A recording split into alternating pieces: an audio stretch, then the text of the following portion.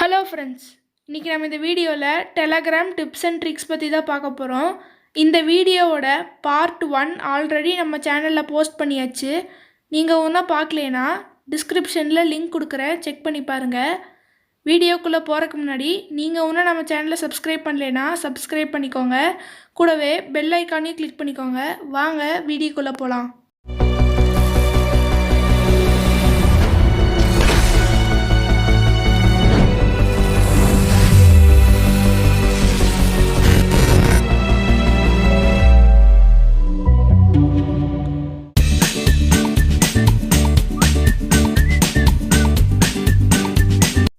டெலகிராமில் ஃபாண்ட் சைஸை அட்ஜஸ்ட் பண்ணுறதுக்கு மேலே 3 கோடு இருக்கும். அதை கிளிக் பண்ணிவிட்டு செட்டிங்ஸ் இருக்கும். செட்டிங்ஸை கிளிக் பண்ணிங்கன்னா கீழே சேட் செட்டிங்ஸ் அப்படிங்கிறது இருக்கும்.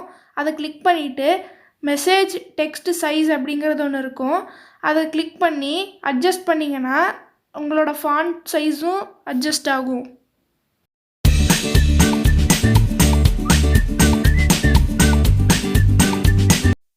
டெலகிராமில் பேக்ரவுண்ட் கலர் சேஞ்ச் பண்ணுறதுக்கு மேலே 3 கோடு இருக்கும். அதை கிளிக் பண்ணிவிட்டு செட்டிங்ஸ் ஓப்பன் பண்ணிக்கோங்க.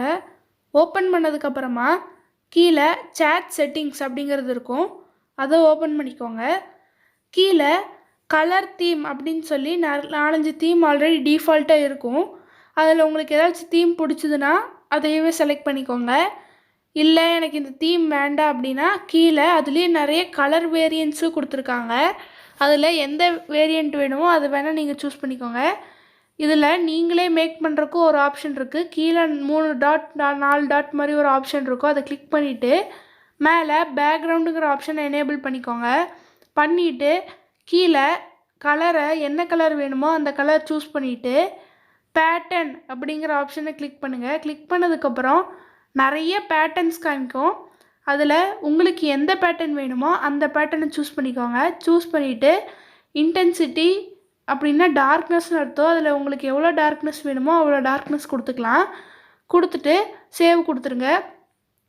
கொடுத்ததுக்கப்புறமா திருப்பி அந்த இதை ஓப்பன் பண்ணிவிட்டு மை மெசேஜஸ்ங்கிறத எனேபிள் பண்ணிக்கோங்க. எனேபிள் பண்ணிங்கன்னா நீங்கள் உங்கள் ஃப்ரெண்ட்ஸ்க்கு நீங்கள் அனுப்பிச்ச மெசேஜ் எல்லாம் ஒரு கலரில் போகும். அந்த கலரை நீங்கள் சேஞ்ச் பண்ணிக்கலாம். அதை சேஞ்ச் பண்ணிக்கோங்க. அப்புறம் ஆக்சன்ட் கலரையும் உங்களால் சேஞ்ச் பண்ண முடியும். சேஞ்ச் பண்ணிவிட்டு சேவுங்கிற ஆப்ஷனை கொடுங்க. கொடுத்தீங்கன்னா நீங்கள் இப்போ எல்லாமே பண்ணது எல்லாமே சேவ் ஆகிடும்.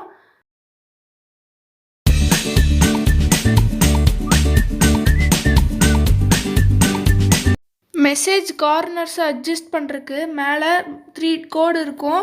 அந்த கோடை கொடுத்துட்டு செட்டிங்ஸ் கொடுத்தீங்கன்னா சேட் செட்டிங்ஸ் அப்படிங்கிற ஆப்ஷன் இருக்கும். அந்த ஆப்ஷனை கிளிக் பண்ணிவிட்டு கீழே மெசேஜ் கார்னர்ஸ் அப்படிங்கிற ஆப்ஷன் இருக்கும். அந்த ஆப்ஷனை கிளிக் பண்ணிவிட்டு உங்களுக்கு மெசேஜோட கார்னர் எவ்வளோ ஸ்மூத்தாக இருக்கணுமோ அவ்வளோ அட்ஜஸ்ட் பண்ணுங்கள். மேலே ப்ரிவ்யூக்கு ஒரு எக்ஸாம்பிளுக்கு ஒரு சேட் இருக்கும். அந்த சேட்டில் வந்து சேட் கார்னர்ஸ் எவ்வளோ வைக்கணும்னு அந்த பார்த்துட்டே அட்ஜஸ்ட் பண்ணுங்கள். எவ்வளோ அதிகமாக வைக்கிறீங்களோ அவ்வளோ ஸ்மூத்தாக இருக்கும். ட்ரை பண்ணி பாருங்கள்.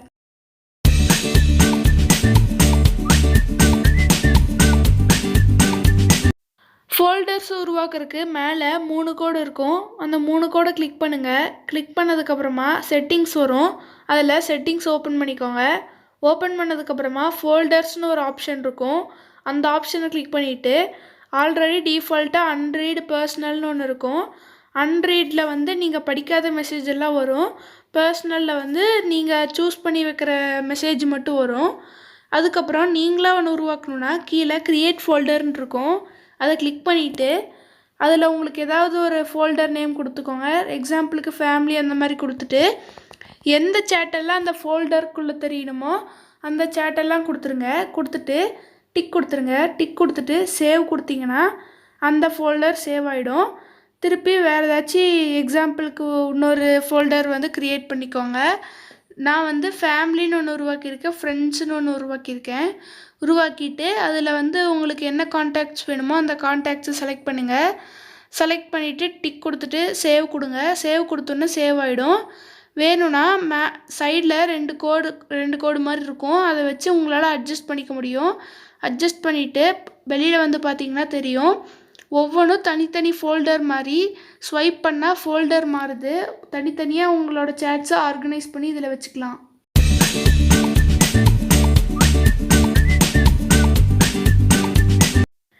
இந்த ட்ரிக்கை யூஸ் பண்ணுறதுக்கு ஃபஸ்ட்டு யாராச்சும் ஒருத்தரோட சேட்டை ஓப்பன் பண்ணிக்கோங்க. ஓப்பன் பண்ணிவிட்டு அதில் @GameBot அப்படிங்கிறத டைப் பண்ணுங்கள். டைப் பண்ணதுக்கப்புறமா மேலே 3 கேம்ஸ் வரும். அதில் உங்களுக்கு எந்த கேம் வேணுமோ அந்த கேமை சூஸ் பண்ணுங்கள். சூஸ் பண்ணிங்கன்னா அது ஆட்டோமேட்டிக்காக உங்கள் ஃப்ரெண்டுக்கு போயிடும். போனதுக்கப்புறமா நீங்கள் அதை ஓப்பன் பண்ணி அதை விளாட்லாம்.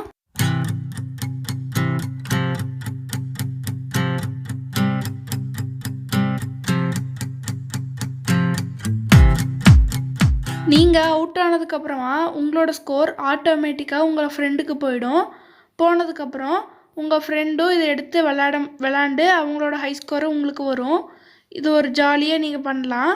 நெக்ஸ்ட்டு இந்த கேம் உங்களுக்கு பத்தாதுன்னா @GameE அப்படிங்கிறது போட்டிங்கன்னா நிறைய கேம்ஸ் வரும். ஒரு 10-15 கேம்ஸ் வரும். அதில் ஏதாவது ஒரு கேம் எடுத்து நீங்கள் விளாண்டு அதே மாதிரி நீங்கள் ஸ்கோர் உங்கள் ஃப்ரெண்டுக்கு அனுப்பலாம்.